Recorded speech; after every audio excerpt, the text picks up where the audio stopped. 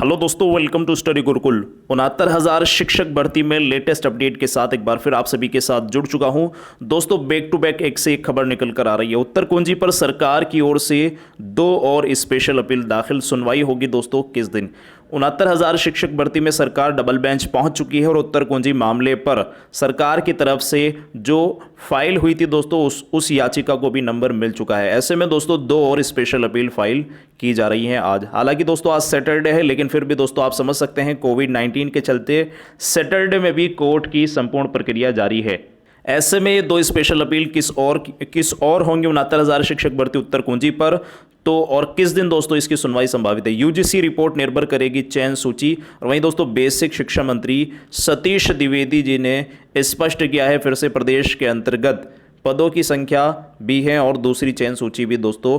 जब अगर नंबर बढ़ते हैं यूजीसी की रिपोर्ट के अनुसार तो दोस्तों यहाँ छात्रों को ऐड किया जा सकता है और दोस्तों पदों में थोड़ा सा इजाफा हो सकता है। लेकिन दोस्तों स्पष्टतः यहाँ किसी भी तरह से बेसिक शिक्षा मंत्री जी ने 22,000 सीटों का जिक्र नहीं किया है, तो उसको भी जानने वाले हैं। छात्र उसको लेकर लगातार कमेंट कर रहे थे। दोस्तों एमआरसी पर भी बेसिक शिक्षा मंत्री सतीश द्विवेदी जी ने अपने कार्यालय से स्पष्टतः अभी सारी चीज़ें क्लियर की हैं। वीडियो को लाइक शेयर करना मत भूलिएगा, चैनल को सब्सक्राइब करके बेल आइकन को प्रेस कर दीजिएगा ताकि आने वाले लेटेस्ट वीडियो की नोटिफिकेशन आपको सबसे पहले मिल सके।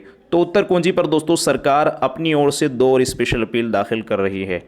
आपको पता होगा कि 69,000 में सरकार को 154/2020 का जो नंबर है स्पेशल नंबर मिल चुका है। तो दोस्तों डबल बेंच में सरकार की तरफ से यहाँ एग्जामिनेशन रेगुलरी अथॉरिटी की तरफ से दोस्तों पीएनपी की तरफ से हो चुकी है दोस्तों रिस्पोंडेंट ऋषभ मिश्रा अदर्स। और दोस्तों ये अब जो है स्पेशल अपील है और इस स्पेशल अपील को कल ही लिस्टेड किया गया था, लेकिन अब इसकी सुनवाई जो है मंडे या ट्यूसडे में आप सभी को देखने को मिलने वाली है दोस्तों। और आज इसकी कॉज लिस्ट जारी हो सकती है, क्योंकि दोस्तों इस मुद्दे को संपूर्ण तरीके से एडिशनल में ऐड किया जा सकता है। वहीं दोस्तों स्पेशल अपील आज सरकार 2 और दाखिल कर रही है, जिससे दोस्तों इन तीनों संपूर्ण यानी 2 आज की और जो कल दाखिल हुई थी वो डबल बेंच में इन संपूर्ण की सुनवाई जो है एक ही दिन हो सके।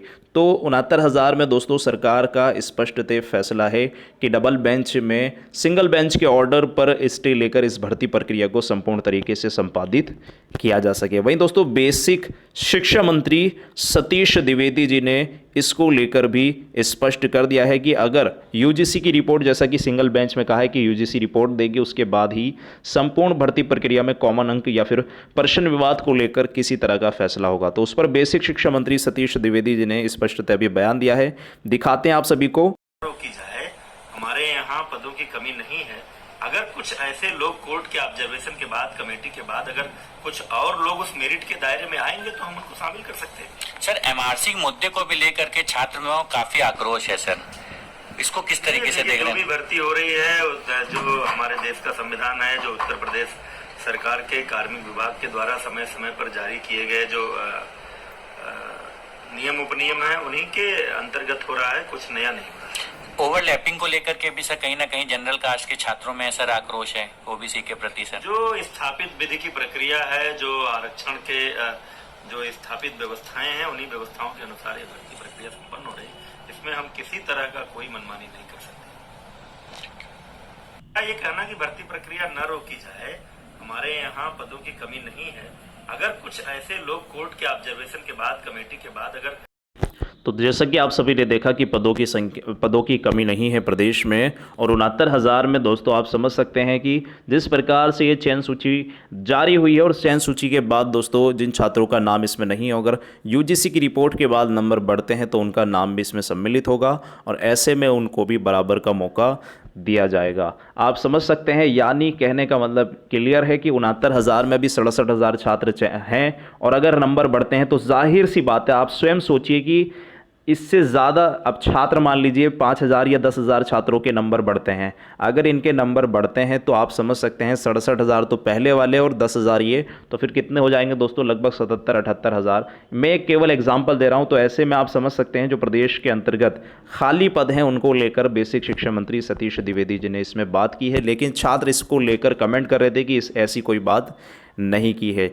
देखिए स्पष्टतः आप समझिए, यही दोस्तों ये बात स्पष्टतः कही है कि इस पर विचार किया जा सकता है, लेकिन अभी 22,000 सीटों को लेकर क्लियर नहीं कहा है। ये मैंने आपको अपने कमेंट बॉक्स में भी क्लियर कर दिया था। तो आई होप आप समझ चुके होंगे 69,000 शिक्षक भर्ती में जैसे ही अब इसको लेकर जैसे ही सरकार की 2 और स्पेशल अपील फाइनली दाखिल हो जाएंगी, आज आपको सारी बातों से सूचित कर दिया जाएगा। तो ज़्यादा जानकारी के लिए चैनल को सब्सक्राइब कर लीजिए, बेल आइकन को प्रेस कर दीजिए, क्योंकि यहाँ दोस्तों बैक टू बैक सबसे पहले सबसे फास्ट जो अपडेट लाई जा रही है स्टडी गुरुकुल टीम की तरफ से ही लाई जा रही है। मिलते हैं नेक्स्ट अपडेट के साथ। फिलहाल इस वीडियो के माध्यम से इतना ही। Thanks for watching video. Take care, bye bye, God bless you all guys, Jai Hind.